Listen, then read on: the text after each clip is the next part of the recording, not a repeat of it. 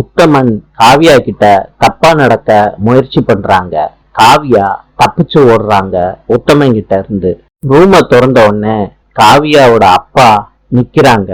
அப்பான்னு சொல்லிட்டு காவியா கட்டி பிடிச்சுக்கிறாங்க. சந்திரன் உத்தமன் கிட்ட நான் போயிட்டு வரேன் மாப்பிள்ள, எனக்கு ரொம்ப நேரமாச்சுன்னு காவியாவை கூட்டிட்டு கிளம்புறாங்க ஆட்டோல.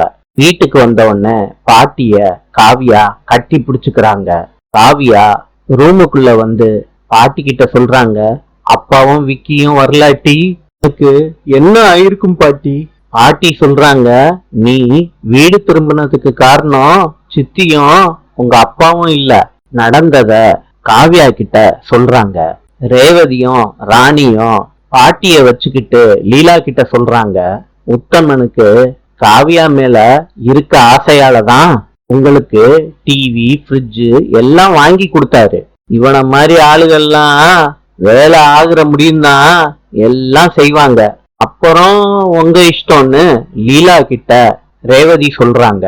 ராணி சொல்றாங்க, ரேவதி கல்யாணம் நின்னா காவியாவுக்கு தான் நல்லது, நீ எதுக்கு இவங்க கிட்ட எல்லாம் சொல்லிக்கிட்டு இருக்க? ரேவதி நீ பேசாம வா. லீலா சந்திரன் கிட்ட சொல்றாங்க, நீங்களும் விக்கியும் போய் காவியாவ கூட்டிட்டு வாங்க. பாட்டி சொல்றாங்க, இதுதான் காவியா நடந்துச்சு.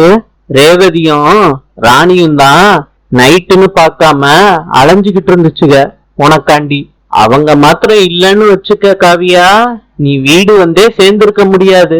காவியா அவங்க ஃப்ரெண்ட்ஸ நினைச்சு அழுகுறாங்க, பெருமைப்படுறாங்க. நாளை சந்திப்போம்.